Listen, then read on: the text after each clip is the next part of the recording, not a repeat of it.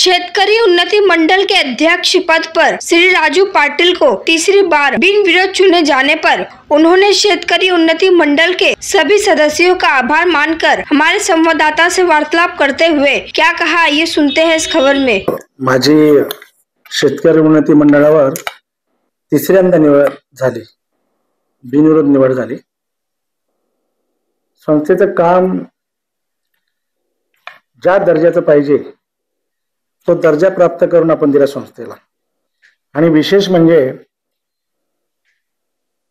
शाळा कशी असते, सिनियर कॉलेज कसं असतं, ज्युनियर कॉलेज कसं असतं, लिटरेचर इंग्लिश आले पाहिजे, विद्यार्थ्यांना फुल्ली इंग्लिश आले पाहिजे, म्हणून फुल्ली इंग्लिश स्कूल कसं असतं हे सर्व आपण या समाजाला आणि या पंचक्रोशीतल्या सर्व संस्थांना आपण दाखवून दिलं। म्हणूनच माझ्यावर तिसऱ्यांदा सर्व सदस्यांनी विश्वास टाकला। त्याच्यामध्ये अग्रगण्य असलेले माझे मित्र, आमचे दादा छत्रपती पाटील, आमचे दादा आत्माराम भोईर साहेब आणि भोकरे बुवा हे नामचीन लोक माझ्या मागे उभे राहिले। त्याचबरोबर श्री शक्तीचा जय जयकार असतो ते मला खऱ्या अर्थाने आज दिसलं। त्या श्री शक्ती रागिणी म्हणजे सुचिता भोईर, नेत्रा म्हात्रे आणि नलिनी पाटील या खंबीरपणे माझ्या उभे राहिल्या माझ्या मागे। त्याचबरोबर माझे मित्र श्रीधर पाटील, विश्वजित केने, परेश पाटील, अविनाश मडवी, त्याचबरोबर चंद्रकांत भोईर असे सर्व दिग्गज माझ्या मागे राहिले। आणि जुने जाणते माझे म्हणजे सहकारी बोललं असं तरी चालेल, परंतु त्यांचा आशीर्वाद असतो आमच्यावर, असे कमलाकर टावरे ते सुद्धा शेवटच्या क्षणाला का होईना माझ्या विजयामध्ये सामील झाले आणि माझ्या विजयावर शिक्कामोर्तब केला। मला सर्वांचा अभिमान आहे माझ्या सदस्यांचा। आणि राहिला प्रश्न माझ्या शाळेचा, तर पुढे मला जिमखाना अगदी सुसज्ज बिल्डिंग बनवायची आहे। त्याचबरोबर माझ्या शाळेला आता मी IT वर्ग चालू केले, परंतु नर्सरी किंवा B.Pharm अशा ज्या गोष्टी आवश्यक आहेत आता, कारण मेडिकल स्टोर मध्ये आता सध्या धावता आलेख आहे तो राजस्थानी लोकांचा आहे। महाराष्ट्रीयन लोक कमी या धंद्यात आहेत, कारण ते B.Pharm करतच नाही। तर आपण त्यांच्यासाठी काहीतरी सेवा करूया, समाजासाठी सेवा करूया म्हणून ते एक वर्ग चालू करायचे, नर्सिंगचा कोर्स द्यायचे। अनेक परित्यक्त्या, अनेक विधवा ज्या आहेत स्त्रिया, अशांसाठी नर्सिंगचा जो कोर्स तयार झाला तर त्या पुढे येतील आणि स्वतःच्या पायावर उभे राहतील। आणि आताच बोललो की श्री शक्तीचा जय जयकार, तर त्या स्त्रियांना माझं नमन असेल म्हणून त्यांच्यासाठी ते नर्सिंगचा कोर्स आपण चालू करायचा आहे। त्याचबरोबर समाजातल्या सर्व थरातल्या लोकांना मी आजच्या दिवशी असा संदेश देईन की जेवढे पाहिजे तेवढे चांगले करा, जेवढे पाहिजे तेवढे चांगले करा आणि एकमेकाची साथ धरा, साथ सोडू नका, नाही तर आगरी समाज लयास पावेल। एकमेकासाठी करू अवघे धरू सुपंत या उक्तीप्रमाणे चाला। जय हिंद, जय महाराष्ट्र।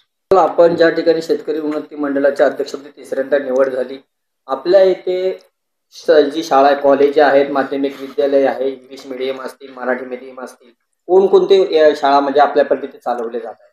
माझ्याकडे पहिली गोष्ट सेमी इंग्लिश आहे, इंग्लिश मीडियम आहे, ज्युनियर कॉलेज आपलं माध्यमिक आहे, ज्युनियर कॉलेज आहे, सेमी इंग्लिश 2 ठिकाणी आहे माझ्याकडे, आणि ज्युनियर कॉलेज पण 2 ठिकाणी आहे, आणि सिनियर कॉलेज एक आहे आपलं पुष्पलता मधुकर मडवी। अशा किमान 9 युनिट चालतात। चंद्राबाई आनंद पाटीलच्या नावाने नवीन आता UDAS नंबर मला मिळाला आहे, त्यांच्या नावाने फुल्ली इंग्लिश चालू केले। आनंद मास्तरांच्या नावाने जे समाजाचे आयात अध्यक्ष होते आगरी समाजाचे, त्यांच्या नावाने ज्युनियर कॉलेज आहे। त्याचबरोबर रामदासजी केणे माजी सरपंच आमनेगाव, एक धडाडीचे नेतृत्व होते, त्यांच्या नावाने एक ज्युनियर कॉलेज चालू आहे। आणि पुष्पलता मडवी म्हणजे आमच्या काकू ज्या आज हयात आहेत, परंतु त्यांच्या हयातीमध्ये त्यांनी खूप संस्थेला भरीव मदत दिली आणि त्यांच्या नावाने आपल्याकडे सिनियर कॉलेज चालू आहे। अशा पद्धतीने आणि माधवराव हे जुने जाणते ज्यांनी समाजाला आणि या संस्थेला उभार दिली, त्यांच्या नावाने एक सेमी इंग्लिश चालू आहे। तर अशा पद्धतीने आपल्या शाळा आहेत। आणि टावरे साहेब ज्यांनी किमान 22 वर्ष अध्यक्षपद भूषवलं आणि या वेलीचं वटवृक्षात रूपांतर केलं होतं, असे धुरंधर माझे आमदार टावरे साहेब, त्यांच्या नावाने एक माध्यमिक चालू आहे। असे 9 युनिट आपल्याकडे चालू आहे। साहेब, भिवंडी तालुक्यामध्ये तुमच्या शेतकरी उन्नती मंडळाच्या वतीने कोणकोणत्या गावामध्ये कोणकोणत्या नावाने कॉलेज म्हणा किंवा माध्यमिक विद्यालय सुरू आहे? आपल्याकडे ताडालीला अभिनव बाल मंदिर आहे. त्याचबरोबर कारिवली गावामध्ये प्रेमाबाई शुक्रिया पाटील माध्यमिक चालू आहे. त्याचबरोबर आमने येथे आपले माजी आमदार योगेश पाटील यांच्या आजोबांच्या नावाने सीताराम रामा हे माध्यमिक चालू आहे. त्याचबरोबर रामदासजी केणे यांच्या नावाने आमने येथे ज्युनियर कॉलेज चालू आहे. आणि काल्हेरमध्ये जे युनिट आहेत त्याच्यामध्ये माधवरावांच्या नावाने सेमी इंग्लिश आहे, एक परशुराम टावरे साहेबांच्या नावाने एक माध्यमिक चालू आहे, एक चंद्राबाई आनंद पाटील वडगावच्या समाजसेविका आणि उपसरपंच सरपंच अनेक पद भूषवलेल्या अशा त्या आमच्या मातोश्री त्यांच्या नावाने इंग्लिश फुल्ली इंग्लिश स्कूल चालू आहे. म्हणजे त्यांच्या नावाने चंद्राबाई इंग्लिश स्कूल आणि इंग्लिश मिडियम आणि ज्युनियर कॉलेज अशा पद्धतीने त्यांच्या नावाचं चालू आहे. आनंद मास्तरांच्या नावाने ज्युनियर कॉलेज चालू आहे आणि पुष्पलता मधुकर मडवीच्या नावाने सिनियर कॉलेज चालू आहे. असे हे काल्हेरचे युनिट आहेत.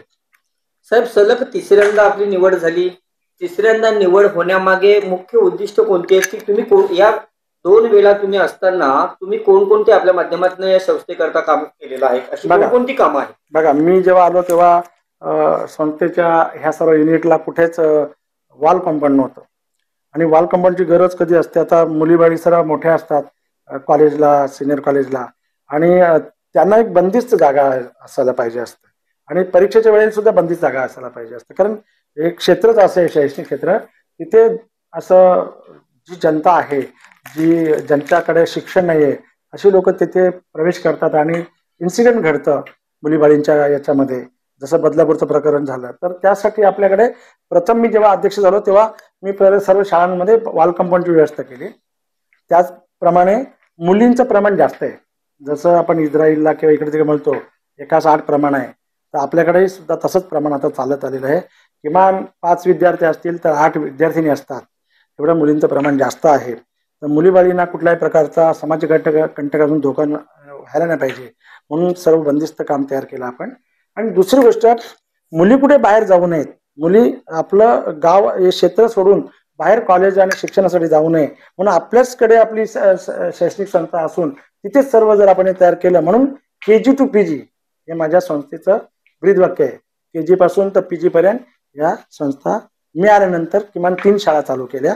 टावरे साहेबांनी किमान 5 शाळा चालू केल्या होत्या, मी आल्यानंतर 3 शाळा चालू केल्या. आणि माझं हे भरीव कार्य टावरे साहेबांच्या नंतर बघितल्यानंतर सर्व सदस्यांनी माझ्यावर तिसऱ्यांदा विश्वास टाकला.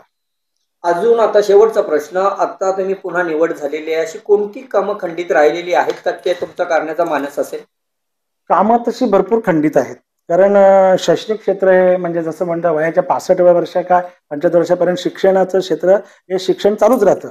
तसं ह्या शैक्षणिक संस्थेमध्ये कुठल्याच कामाची पूर्तता होत नसते, ते सतत चालूच राहतं.